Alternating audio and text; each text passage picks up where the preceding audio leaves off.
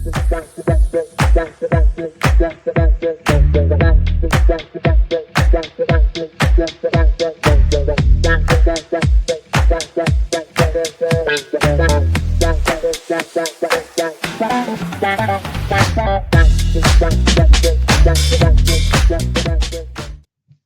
the PSN community, and welcome to today's Featured Friday. Today, we are joined by the very impressive Paul Stapleton, the Managing Director of Casita Properties.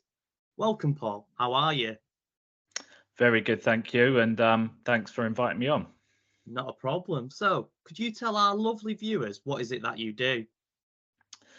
Yeah, so as you mentioned, I'm the Managing Director of Casita Properties. It's a landlord-to-landlord off-market selling platform, which has been going now for 4 years and going really well. It's a bit of a niche. We specialise in tenanted properties, which is something I know a lot of people frown upon. So it opens up a much broader market and less competition. I'm the co-founder of Peak Performance Events, which is definitely becoming London's fastest growing entrepreneur networking and education event. We're on our 6th event now. We're fully sponsored by multiple businesses, one including a Alan Sugar backed business as well. So that's great. I'm a podcaster like you, enjoying nothing more than a couple of podcasts a month. And I run the Training Made Simple Academy, which is a mentorship academy for people wanting to learn more in sales, social media, and property. Amazing. So it sounds like you do a lot, but how did you get into it all? So going back maybe 15 years ago, I started off as a sales trainer. I've always had an absolute buzz for sales training, and I really was interested in property. And I know everyone says it, but I just used to watch Homes Under the Hammer and just really get that feeling that that's something eventually I would like to get involved in. I knew I definitely wasn't cut out for being an estate agent. I'm unemployable. I've got that entrepreneur mindset. I've never worked for someone, and I just know that I would not fit in sitting in an office doing it that way. I stumbled across property sourcing and property investment as a bit of an accident, really. I was asked to be a sales trainer for a company. They had a team of 72 people. It's one of the biggest property investment companies in the UK at the time, and I ended up coming on as a full-time trainer for a team of 8 property sourcers. I learned the craft there. Obviously, having the sales skills, first of all, puts you in good stead. It's a good foundation. But I learned everything I needed to know, almost like an apprenticeship in property. And it was a very creative structure they had there. So it wasn't your bog standard entry level to property sourcing. It was doing title splits, freeholds, fractional sales, options. So I kind of learned what most people do maybe a year to 2 years into their property journey as the very beginnings for me. Wow, okay. So you've obviously got a lot of experience as well, but what would you say your biggest win has been? My biggest so if we're talking about the property company, so my biggest win would be a deal that again, another accidental thing, but a deal I stumbled across on Street View, Google Street View. I was doing some DD on a particular property, and I stumbled across a plot of land with some builders boards on. And we rang the developer up, and they were 3 months off of completing the site, and we managed to secure the site and get it sold. And we made just over 108 grand's worth of commission for something that we found on Google Street View. So it's what I always tell my mentees is that no matter what you're doing, so I was looking at comparables for a HMO around the corner. But whatever you're doing, I always tell people you need to look at what else you can get from that particular task, whether it's a phone call to an agent or going to meet a vendor or whatever it might be. Always ask if there's anything else, or always be looking to see if there's anything else. And that was a prime example of finding something that you initially set out not to find. Yeah, that's pretty impressive. Property's a very hard game, and obviously you can't get wins like that all the time. What would you say your biggest learning has been so far? Biggest learning, I mean, like, I'm still learning and I'm 15 years into the game. I think one of the biggest things I would say people need to learn at the start of their journey is you need to learn that you can't be everything for everybody. And what I mean by that is, in the early days, I would try and source everything for everyone, but achieve very little. So I think at the very start, you need to have a clear vision of that identity of who you are. What do you want to be known for? I wanted to be known as the go-to person for selling tenanted properties, and that's what I became. That's what my brand, my business became. Mhm. People knew if they wanted to buy it, they could come to me, and people knew if they wanted to sell it, they could come to me. But what you find is you'll see many people, they're doing a few rent to rent deals. They're looking for a HMO in Bolton for John. They're looking for a flip project in Birmingham for Simon. And nobody knows who you are. You don't know who you are. And it's kind of like when you speak to estate agents and they ask you, let me get you registered. What is it that you're looking for? And you say, well, I'm looking for a piece of land for 50 properties plus. I'm looking for a flip project. I'm looking for flats that have short leases. And it's they kind of look at you and think, you're not credible. You don't know who you are. And it's one of those, until you know who you are, people aren't going to want to work with you. So that's probably one of the things that I learned, I would say, about a year into it. So that first year when I went independent was one of those learning curves where I thought, you know what, I've got all this knowledge because I've been within a business that does everything, but I'm one person and there's 72 people. So it's very different. And I learned that the hard way, but I think it's also good to learn it the hard way because then it stops you from making that mistake again. No, absolutely. That's good advice, that really. And what would you say your plans are for the future?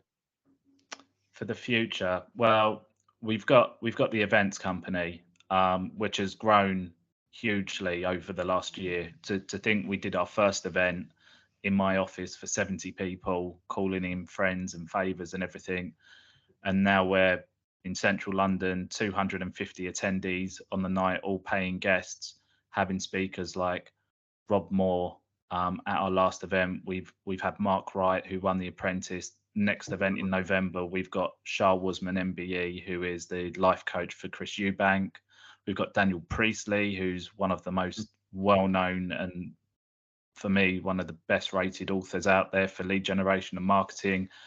Um, I want to get that business with my partner um, to the next level. To say we're aiming for TEDx wouldn't be an understatement. Okay. It's a big aim, but I think what I've learned is if you aim high and you miss, you're still probably going to end up higher than you would if you had a realistic goal. So we're getting that caliber of speaker right now. We just Mhm. want to get to the stage level and the audience level. So that's really exciting. And as I said, that collaboration with a company that is co-owned by Lord Sugar gives Mhm. us that credibility and it gives us that stage. Um, if I'm thinking about property, my biggest goal at the moment is I've got a real passion and buzz around mentorship. And Mhm. I am seeing a lot of people, I'm talking to a lot of people as I'm doing more public speaking at the moment, who have spent tens of thousands of pounds on education, Yeah. but the implementation of that education seems to be the stumbling block for a lot of people. So I've created this academy whereby it's one-to-one mentorship. So even if someone has spent that money, we just work out how we can implement what they already know and what else they need to know. And that's going great. And don't get me wrong, I know there's a big market for these big 2-day extravaganza events, but Mhm. I think a lot of people come out feeling very confused and very lost on how to implement that. They need that one-to-one level of service whereby someone can say, right, this is how we do it. Let's speak again next week. Okay, you've done it. Cool. What did you learn? Right, let's adapt that. Now what you need to do is this. I think that's kind of the way that I learned through, as I said, my introduction to property, and I feel more people would benefit from that. So I'm looking forward to building that, but just not property related. As I said, we've got a sales and a social media arm, and I think they're two skills that are so underrated by people looking to enter property.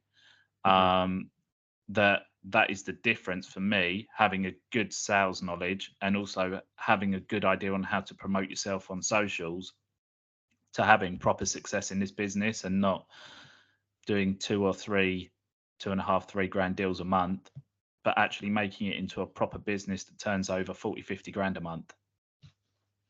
Right. Well, there we go. Very impressive stuff. And as people can see, you are fairly successful, and I'm sure you would like to have even more success in the future. But if you could go back to being 16 years old, what advice would you give yourself?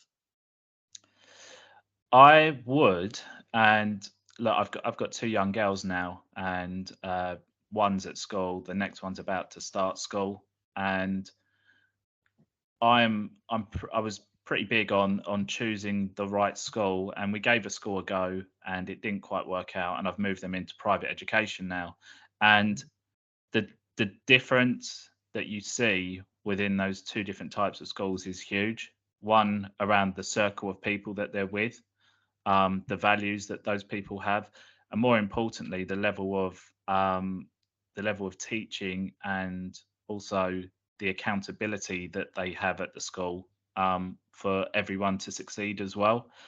And what I like is that they are pushed to then go on and self-educate outside of school through other things. So for me, I think I wish I started self-educating a lot younger. I think the curriculum is designed to teach people how to be a good little worker, a 9 to 5 worker, and the self-educators become the bosses of those businesses. Mhm. And that might be controversial to some people, but that's my reality of it. And I think there's not many business owners out there that haven't done some form of self-education, um, to teach themselves real world skills. Um, so I think self-educating at a much earlier time, networking outside of your friendship zones. Again, when we're 16 years old, our friendship zones are probably not the things that are going to push us to become successful, but maybe the things that are going to hold us back. I can honestly say there's probably one person I speak to that I went to school with.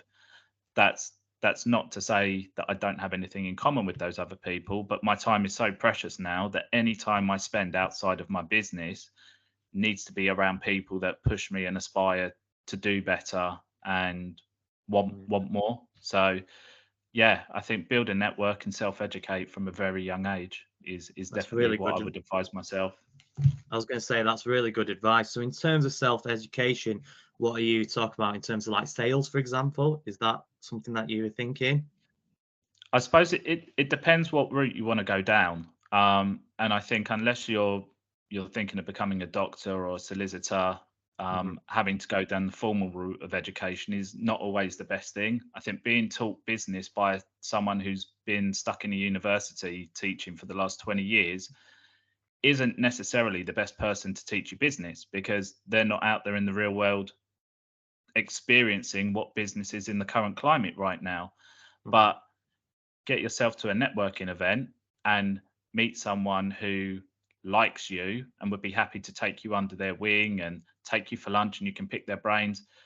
It might sound like such a weird thing to do, but believe me, like with you podcasting, what you learn from people on a podcast is our personal development. When we podcast, what you see on that 40-minute podcast is great, but what we get 30 minutes before and after that podcast is life changing, because you really get to pick the brains of people that inspire you. So I think get out networking from a young age, understand what it is that you want to do, get some experience, and then educate yourself through books, YouTube, going to events. All three of those collectively, I think, are what you're going to need from a young age to become successful. I agree. That's some powerful stuff. But yeah, thank you. So that's the part one of the interview. Part two is something that I like to call this or that. And it's a game I play with all our community members here. So I'll give you two options. Option one might be apple. Option two might be banana. And you just quickly have to say which one you prefer. So the first one is a difficult one: coffee or tea. You're going to think I'm weird, but I'm intolerant to caffeine, so neither. Neither. That's A hot fair enough. chocolate. There we go. A hot chocolate. I'm the same. I don't drink coffee or tea, so I'm always No. having hot chocolates when you go for these coffee meetings. Well, But yeah, I was going to say, when someone says, do you want to go for a coffee, I kind of rephrase it to a frappuccino. yeah, hot chocolate for me with marshmallows as well. Yeah, definitely. Facebook or LinkedIn? LinkedIn all day. I've just literally written a course on LinkedIn for lead generation, and today is part one of filming. So I am 100% an advocate for LinkedIn. Yeah, I think it's the most powerful social media there is out there, especially, as you said, for lead generation. Next And one. underrated. And underrated massively. Yeah. Next one: dogs or cats? Well, bearing in mind I've got two dogs sitting next to me, I'm going to go dogs. Perfect. Next one: Indian food or Chinese food? Oh, that is a very tough one. I think if I'm feeling a bit rubbish, what I call a dirty Chinese is always good. But if I'm feeling a bit flush and I want to go out, I think a high-end Indian works. That does the job. So I'm probably going to favour towards the Indian. Would you? So what's included in a dirty Chinese then? What's your usual order? It's like a chow mein, some salt and pepper chicken, some sweet and sour sauce, just all the stuff that you shouldn't have, that's got loads of oil, it's fried, but you Yeah. know what it's like those days. The kids have annoyed you, or you've had a bad day at work, and you just need a bit of comfort food. No, perfect. That sounds great. And the final question: would you rather be able to fly or travel in time? I'll definitely travel in time. Yeah. Go back. Yeah, go back and put into action the things that you've learned in the future. Definitely change. Yeah, I completely agree. Well, thank you for your time, Paul. Is there anything else that you'd like to add? I think the one thing I would say to people is just be mindful of your thoughts, and if you think you can't do something, you're probably right, and if you think you can do it, then you're also right. So just be cautious of what you spend most time thinking about, and make sure it's positive. I agree. Positive mindset. That is the key, isn't it, at the end of the day? Definitely. 100%. Well, thank you for your time, Paul. And PSN community, I hope you've enjoyed today's episode of Featured Friday. Until next time, keep being amazing, and we'll see you soon. Bye.